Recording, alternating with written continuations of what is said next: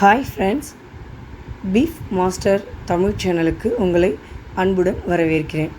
இன்றைக்கி நம்ம செய்ய போகிற ரெசிபி சுவையான பீஃப் குழம்பு. வாங்க எப்படி செய்கிறதுன்னு பார்க்கலாம். முதல்ல 1 கிலோ பீஃப் எடுத்துக்கோங்க. நல்லா ஃப்ரெஷ்ஷான பீஃப் எடுத்துக்கோங்க. இந்த பீஃப் பார்த்திங்கன்னா எல்லாமே கலந்த மாதிரி வாங்கணும். பீஃப்னாவே டேஸ்ட்டு தான். அதுலேயும் நம்ம இன்றைக்கி ரொம்ப எம்மியாக நல்லா சுவையான பீஃப் குழம்பு செய்யலாம். இதுக்கு தேவையான 2 வெங்காயம் வெட்டியிருக்கேன், பொடியாக நறுக்கி வச்சுருக்கேன். தக்காளி 2 தக்காளி, ஒரு 5 பச்சை மிளகாய், கொஞ்சம் கருவேப்பிலை. குக்கரில் எண்ணெய் ஊற்றிக்கோங்க. அது கூட ஆனியனை சேர்த்துக்கோங்க.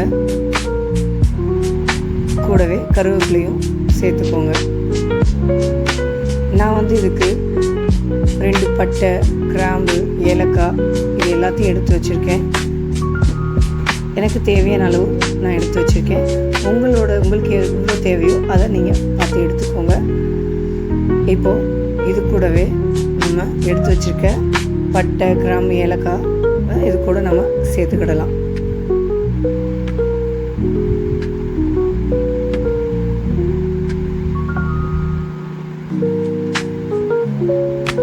இதை நல்லா கிளறி விட்டுக்கோங்க.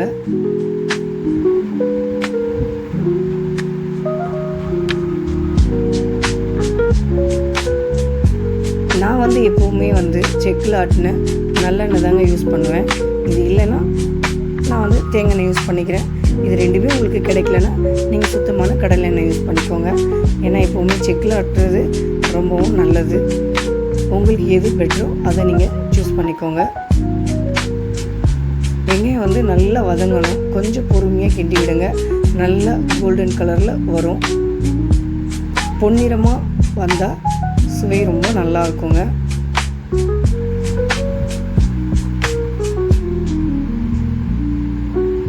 இதோட நறுக்கி வச்சிருக்க தக்காளியை நம்ம இது கூட சேர்த்துக்கலாம். கூடவே பச்சை மிளகாவும் இது கூட சேர்த்துக்கலாம். பச்சை மிளகாய் காரம் இல்லைங்கிறதால நான் கொஞ்சம் அதிகமாக எடுத்திருக்கேன்.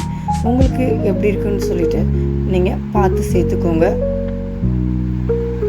நல்லா கிளறி விட்டுக்கோங்க. தக்காளி நல்லா வதங்கி வரணும்.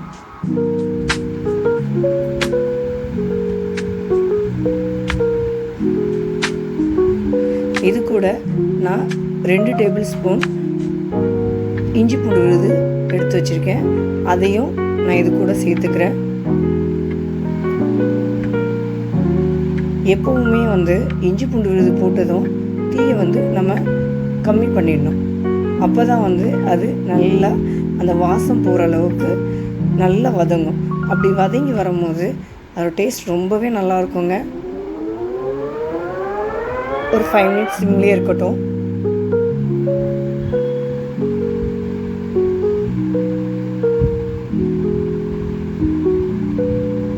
இது கூட நான் 1 டேபிள் ஸ்பூன் மிளகாய் தூள் எடுத்திருக்கேன். ஏற்கனவே நம்ம கறியில் கொஞ்சமாக மஞ்சத்தூள் சேர்த்துருக்கிறதால இதுக்கு நான் கொஞ்சம் கம்மியாக தாங்க சேர்க்க போகிறேன். எடுத்து வச்சுருக்க மஞ்சத்தூளையும் மிளகாய் தூளையும் நம்ம கலந்துக்குவோம். இது கூட நாங்கள் வீட்டில் ரெடி பண்ண பீஃப்க்குன்னு தனியாக மசாலா ரெடி பண்ணுவோம். அந்த மசாலாலேருந்து நான் 2 டேபிள் ஸ்பூன் எடுத்து வச்சுருக்கேன். அது உங்கள்கிட்ட இல்லாத போது நீங்கள் 2 டேபிள் ஸ்பூன் மல்லித்தூளும் 1 டேபிள் ஸ்பூன் கரம் மசாலாவும் சேர்த்துக்கோங்க. சுவை நல்லாயிருக்கும். எப்போவுமே பீஃப்க்குன்னு தனியாக மசாலா போட்டால் தாங்க அதனோட தனித்துவம் ரொம்ப நல்லா தெரியும். அதோட டேஸ்ட்டும் ரொம்ப பிரமாதமாக இருக்கும்.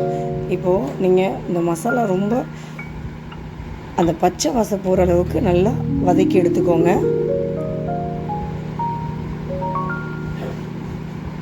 நல்லா சிம்லேயே வைங்க. எப்போவுமே பொறுமையாக செஞ்சால் டேஸ்ட் ரொம்ப நல்லா வரும்.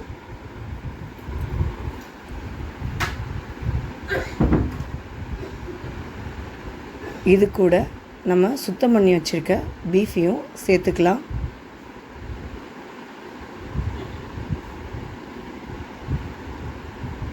நம்ம பீஃபில் எல்லாமே கலந்து எடுக்கும் போது குழந்தைங்களுக்கும் ரொம்ப நல்லது. இந்த மாதிரி செஞ்சு கொடுங்க. அவங்களுக்கு ரொம்ப பிடிக்கும், விருப்பமாக சாப்பிடுவாங்க. இப்போது ஒரு 2 நிமிஷம் இதை வந்து நம்ம மூடி வச்சுக்குவோம்.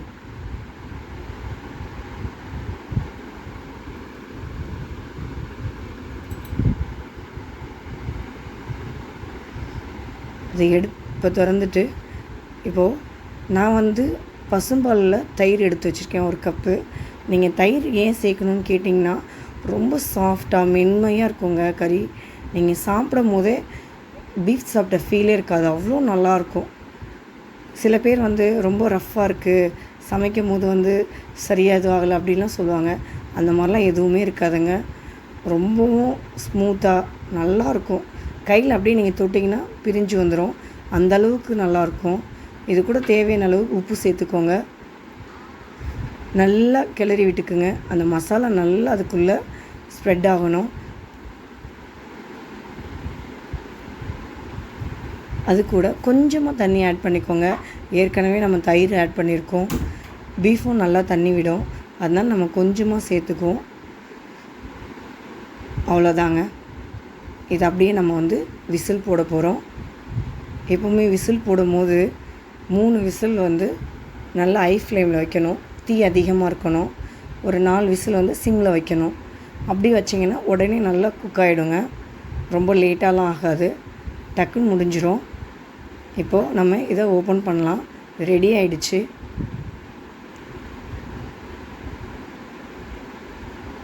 இங்கே பாருங்கள், இது எவ்வளோ கலர்ஃபுல்லாக அந்த ஆயிலெலாம் அப்படியே பிரிஞ்சு நல்லா சூப்பராக இருக்குது பாருங்கள்.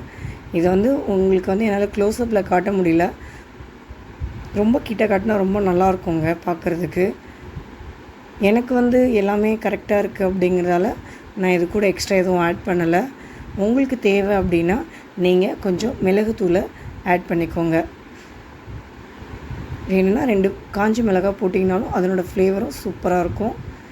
கூடவே கொஞ்சம் கருவேப்பிலையும் சேர்த்துக்கலாம். கருவேப்பிலை சேர்த்து கொஞ்சம் நல்லா கொதிக்கட்டும். அவ்வளோதாங்க, ரொம்பவும் சுவையான பீஃப் குழம்பு ரெடி ஆகிடுச்சுங்க. கண்டிப்பாக நீங்கள் சாப்பிட்டு பாருங்கள், உங்கள் எல்லாருக்கும் ரொம்பவும் பிடிக்கும்.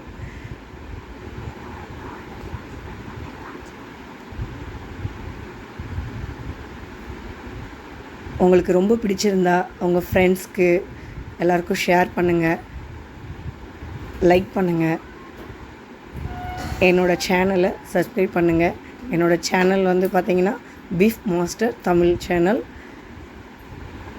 நாங்கள் இதை பிகினிங்கில் இந்த இது போடுறேன். உங்களோட சப்போர்ட் எனக்கு கண்டிப்பாக தேவை. பிடிச்சிருந்தால் மட்டும் லைக் பண்ணுங்கள், ஷேர் பண்ணுங்கள். கண்டிப்பாக என்னோடய சேனலை சப்ஸ்கிரைப் பண்ணிக்கோங்க. தேங்க்யூ ஃபார் வாட்சிங். நெக்ஸ்ட் வீடியோவில் கண்டிப்பாக சந்திப்போம். இந்த மாதிரி ரெசிபிஸ் நிறைய அப்லோட் பண்ணுவேன். கண்டிப்பாக வெயிட் பண்ணி பாருங்கள். Okay, thank you.